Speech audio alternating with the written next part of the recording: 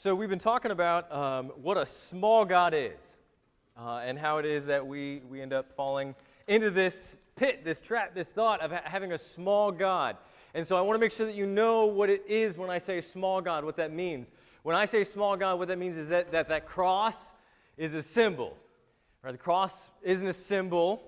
It is a sacrifice. It's a way in which we find our life, and then we carve bits of our life out for the cross, as opposed to finding where the cross fits into our life. And when we have a symbolic cross, then that means that we have a symbolic church, and our church ends up being something like a country club. A small God means that we stand in judge of God, as if we could understand all that God does, and if He doesn't do as we think He should do, then He stands our judgment. A small God means that God is here to serve us, that He's here to cater to us, as opposed to us serving Him. And the pernicious thing about this is that those thoughts, these small God thoughts, have truth in them, which is why we so quickly and easily slip into them. Church is like a country club. There are things that happen. There are activities. There are friends. You may even find church an enjoyable thing to do. And so you get to church and you go, hey, this is great, but we're not a country club. You may think that you understand God, and for some part we do. That's what the Bible is for, to teach us what God's thoughts are, so that we can know our place in God's world. But we don't understand all that there is to understand about God. And God does care for you. Individually is in your life and is personally invested in the things that you do.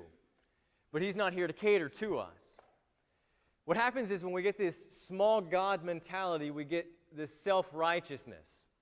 Self-righteousness is where you understand rightly that there is something here, right? You understand a little bit, but you take that little bit and you go too far with it. So there were a couple guys, and they were hunting, and this is in a big public area. And as they were coming across this reserve, they entered into an area where there were going to be a lot of pedestrians, people running and jogging and bicycling and that kind of a thing. And so when you enter into this area of the reserve, you're not allowed to shoot, obviously no hunting. And these guys who were hunting had dog. But they didn't put the dog on the leash, which is wrong. And what happened was this hunter, his dog got out ahead of him, as dogs do on hunts. But at that exact moment, there was a bicyclist, and he was coming down the track, and the bicyclist slammed right into the dog, and he flew head over heels over his handlebars and skidded on the ground. And the hunter recognized that it was his fault. Ran to the guy immediately, apologized immediately, made himself available. He said, this is my fault. I'm sorry that this happened. How can I make it better? What more do you want? The bicyclist got up, and he approached the hunter, and he raised his hand at him, and the hunter cowered down, and the bicyclist said, are you afraid? And the hunter said, well, yeah. He said, good, you should be. Now, the bicyclist had a right. He was wronged. He was doing what he was supposed to be doing, riding on the bike lane. He wasn't doing anything wrong, and all of a sudden this dog comes out of nowhere, which should have been on a leash, and he hit it. By no fault of his own, the bicyclist was in the right. But he didn't understand the situation. You see, he raised his hands to a man who was a master martial artist, who had a rifle in his hand. His buddy had a rifle in his hand, and they had a trained dog.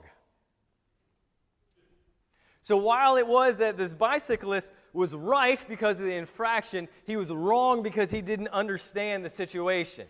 This is self-righteousness. He understood a little bit about what was going on, and he took that little bit of right that he had, and he took it too far, and he put himself in a situation where he had a limited understanding. He was not seeing the forest from the trees.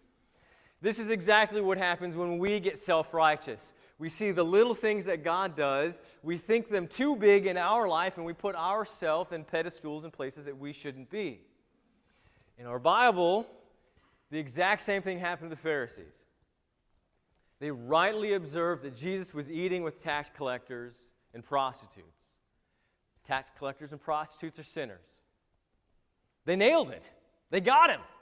They got him. Ha! This Jesus, he's doing it wrong. See, and then they took that self-righteousness, that little bit that they had, and they said, clearly this Jesus guy is a sinner. He's got nothing to do with goodness. And they attacked him. And they were right to say that he was doing things with sinners. They had a little bit of righteousness. But they were wrong because they didn't understand the whole picture. This is God. And God is not some machine.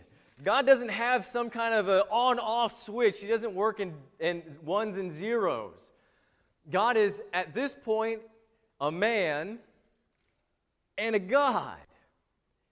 And man and God means that he wants to have a relationship. He doesn't want to have a bureaucratic exchange. It's not about getting right or getting wrong. It's about having a relationship with Jesus. These Pharisees didn't understand that. Now, here's the thing about relationships. I've been doing this pastor gig thing for about 15 years. I've talked with lots of people. I'm well over hundreds. I'm pushing thousands of couples that I've talked to in my profession.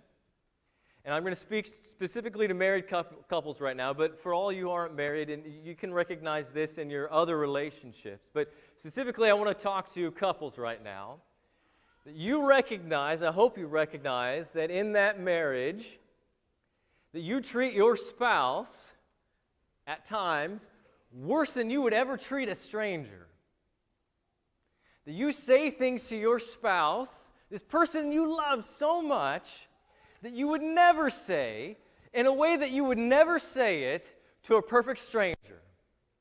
If I said to my wife, actually make me a sandwich, there is actually a reasonable chance that that sandwich is going to come back to me. And it's not because I deserve it. It's because my wife has such a loving, deep relationship with me that she understands that that tone and the way I said it is not indicative of our relationship. She understands that that little slight that I just gave her was not me being some meanie. It was just me being human.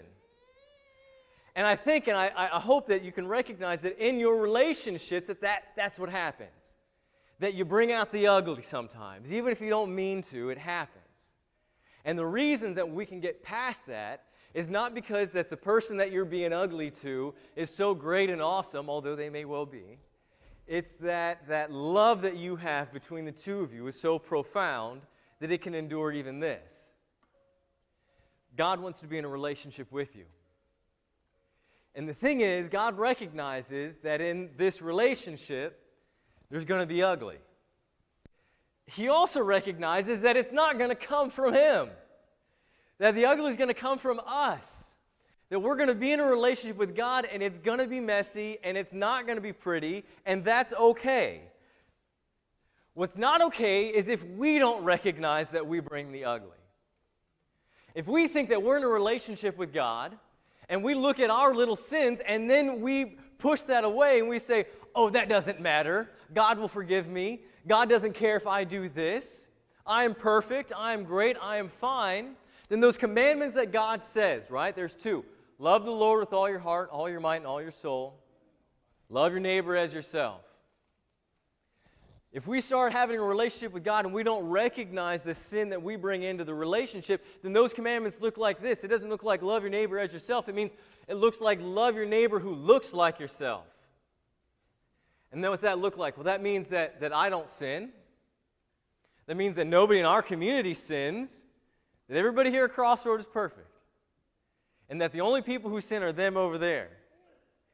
And they shouldn't come into here because we're perfect, aren't we? Yeah, right? We never sin, do we, Crossroad? That didn't happen here. No, we're perfect. And then what happens, as soon as we think that we're perfect and we push aside our sins, if somebody comes into our congregation, if somebody comes here and you're looking for Jesus, and I see some faces I don't recognize, and I don't know where you've been, but if you come in here and let's say your sin is out where people can see it, then what happens if you think you have no sin? Then you think, aha, there's that one. They don't belong here. We're perfect. Well, we're not perfect. And as soon as we think that we're perfect, we have perverted our relationship with Jesus. And I choose this word specifically. This is not some random word. Pervert. It means to twist. It means to utilize in a way that it's not meant to be used. All right, so Genesis, beginning of the book of the Bible, God looks at the world He created, looks at all the people in the world, and He says, they have perverted themselves. I'm going to send a flood. I'm going to wipe out the world. Noah, go ahead and get yourself on that boat. That way you will be taken care of, and I'm going to wipe everybody out. God wipes everybody out. At the end of it, He says, I'm no longer going to destroy the world because of its perversion. For what it's worth, this word in Hebrew is shahat. This same word happens again later in the Bible. God takes His people, pulls them out of Egypt, sends them out into the wilderness. They're at the base of Mount Sinai. Hey, Moses, come on up here. I got 10 things I want to tell you. While Moses is up there, God says, get down to my people. They're perverting themselves. So Moses goes down and sets them straight. Of course, it didn't stay straight after they got into the Promised Land. They're in the Promised Land, and it says, and they perverted themselves worse than their fathers ever did. So God sends another judge. He sends Deborah and Barak. And if you've ever read Judges, then you know that that cycle just continues on and on and on. The people of God regularly and continuously fall short and pervert themselves. And the reason they do that is because they think they've got something special here in God. They take it for granted. They have a little self-righteousness, and they walk right off the path. God is not interested in having a mechanism with you. He's interested in having a relationship with you, which is why He sent His Son Jesus, so you could be in relationship with Him, so that you could have a beautiful relationship even when you bring the ugly, because He knows that you're going to bring the ugly, and He loves you. Even when you bring the ugly, every little bit of it, He loves you. And He does this so that all people can be loved.